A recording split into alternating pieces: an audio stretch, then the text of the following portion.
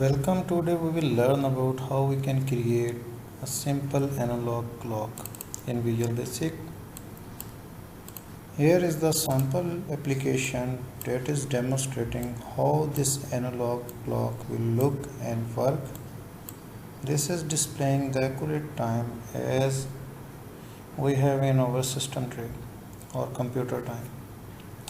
So let's start by creating this project. We are going to start from scratch by creating standard XC project in Visual Basic. For this purpose we are required first of all the pi value. Pi is a constant, as many of you will have knowledge that it is the constant difference of the circumference of a circle. Secondly, we are required two more variable. We can say that center of x as integer and private center of y as integer. These three global variables are required in our application. In design view, we are required three lines or three line control to draw the needle. We are getting these three lines: first line, second line and third line. We are setting its border width different so we can differentiate these lines as hour, minute or second needles in our clock. As we know, the hour needle is thicker than other two needles. Thirdly, we are required here a timer. We can set its interval as 10 or minimum 1000. We should have to set minimum 1000. We are setting its name as clock or CLK. Now move to our code window. In the form load event, we are going to set the needle's position to center of the form. For this purpose we are required a simple int variable, and then we will get center x, that will be the center of the form on which clock will display. The simple formula is me dot width divided by 2. This will give us center x, and center y will be similarly me dot height divided by 2. After this we are going to setting each and every needle's x1 coordinate to the center x and center y. For this purpose we are going to use for each loop, for each CTRL control in me. This line means for each and every control this loop will get its context. After getting, we are checking if type of CTRL is line, because only we want to center the lines. Then CTRL dot x1 is equal to cent x, and CTRL dot y1 is equal to cent of y. Okay, and I have already told about these lines of codes I have written to center each and every line in the form. These line of codes are written to get the center x and y position from form, width and height. After this we are going to set the center of each needle, because we know the center of each needle is mutual, center of each needle is common. Okay, these some lines of code I have written is understandable. After this, we have to next end the loop next ctr. After this, we have to draw the border of the clock. For this purpose, we are going to write a loop for I is equal to 0 to 360. The question is that why we have written here 360. As we know, the total angle degree is from 0 to 360. So that step 6. Why we have written here 6? Because our clock division is in 60 points or 60 minutes or 60 seconds. Okay, we can elaborate it as step 6 because there are 60 divisions of entire circle, because we are going to draw analog that is in circular form, which is 360 divided by 60 is equal to 6. I hope we have understand why we write here step 6.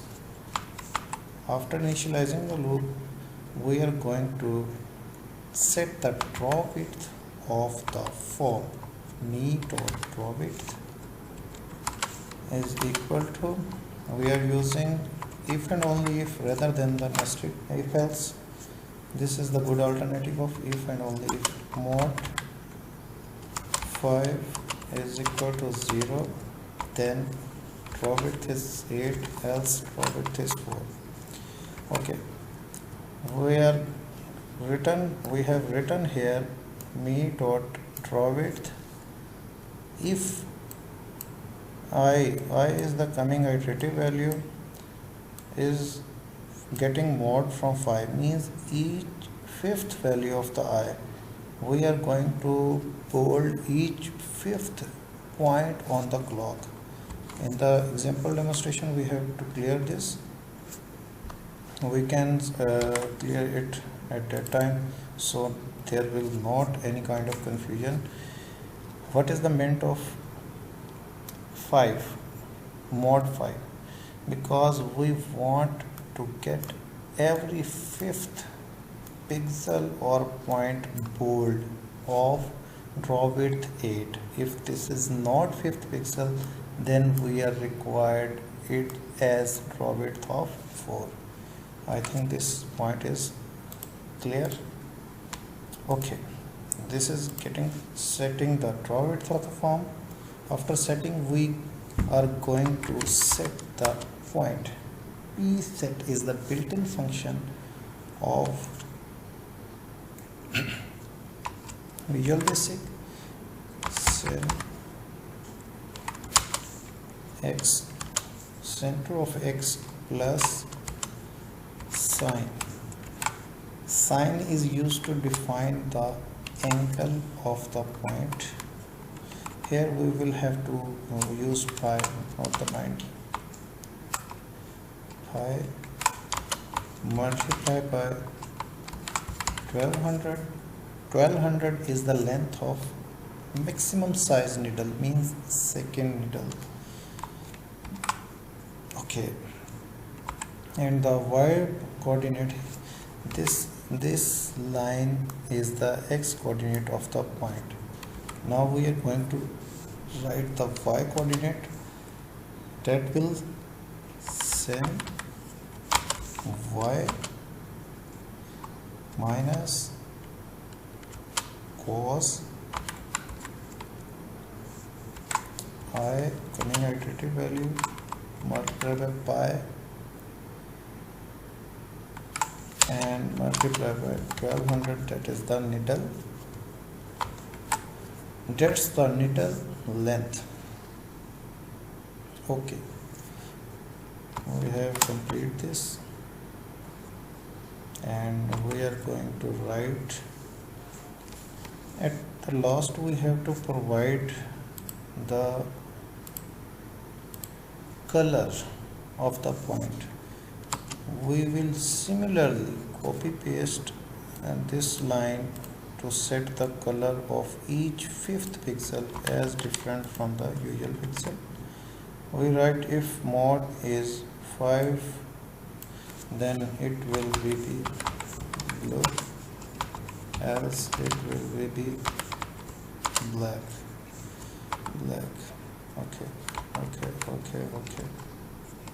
Okay, and this will not use. This is the pixel set formation is complete. Now let us check how it working. Before this, I am clearly saying about this that we have to set auto redraw option of form as true. By default it is false. We are going to set true.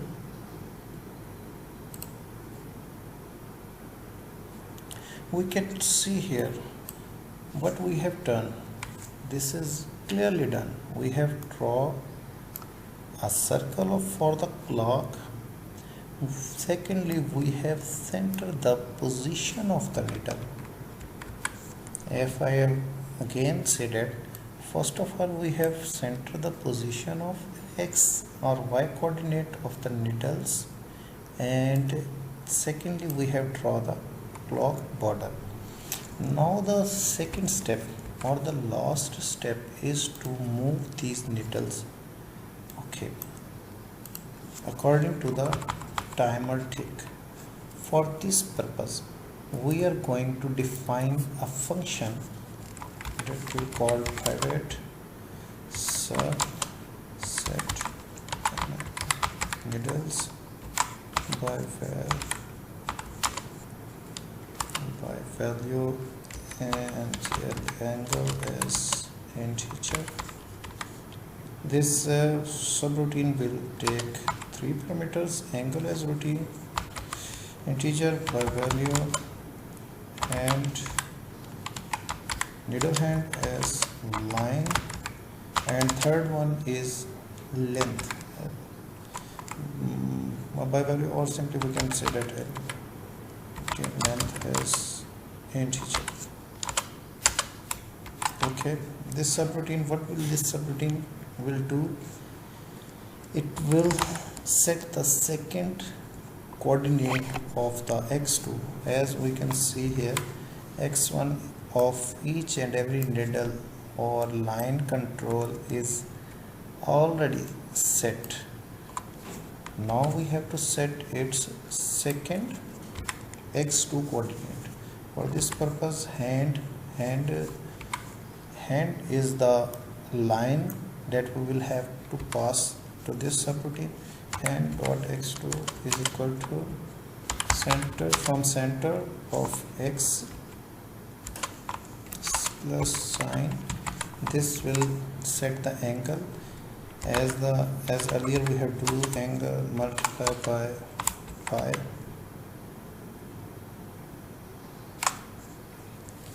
multiplied by length. As we have written above 1200, this is the length as we have taken as a parameter, okay, multiplied by length. Similar will be true for the y2 coordinate or y2 point.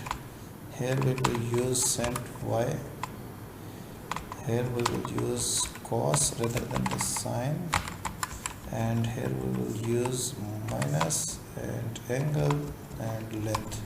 Okay, this is the function that will set the needle x2 coordinate. Now what we will have to do, if we again execute this, nothing will happen after writing these subroutine or these lines. Actually we have to call these routines or lines in a timer function rapidly, frequently.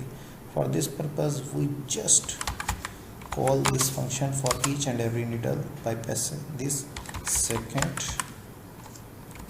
First parameter, as we have discussed, this is the angle we are giving. Second second of now is the current time, multiplied by 6, and the sec needle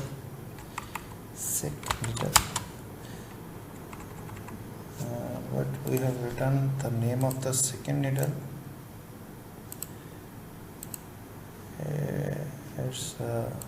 We have not written the name of the needles.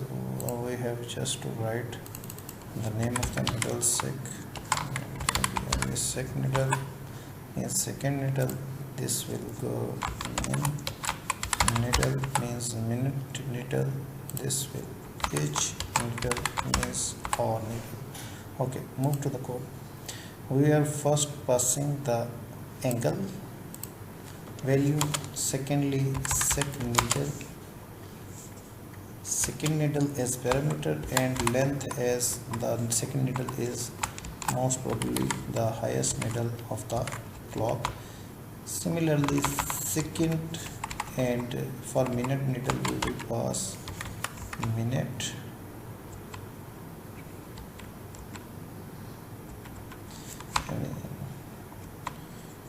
UT, and for hours we will pass hour. Okay, here a point is to be clear that for second and minutes we will multiply the angle by 6. Because why 6? Because there are 60 seconds and 60 minutes in clock, and this means 360 is 360 divided by 60 is equivalent to 6. For this purpose we are passing here 6. So what we will pass hour and minutes, seconds and minutes are 60, and then what we will pass for the hour needle for angle, for adjusting angle. So let's get the answer from the hour needle. As we have 12 hours in a clock, so that we will divide 360 by 12. That is answer as 360 divided by 12 is equivalent to 30. So that we will apply the angle as 30. Here we will apply the angle as 30. Okay, again let it clear. These are the 3 needles that will be sent by the timer click each and every time. These are the angles of these needles, these are the needles, and these are the length of the needles. We have to set the length of the needles different so we can differentiate it. We are setting its 1000, 100, and etc. Okay, let's start the timer. Here is the second needle, here will be the minute MIN needle, and here will be the hour needle. So let's try to execute this project. Wow, we can see our clock is working very well, but we have to perform some kind of padding between the needles and the border of the clock. For this purpose we just have to increase the border of the clock that we have already drawn by adding some value. We can say that 200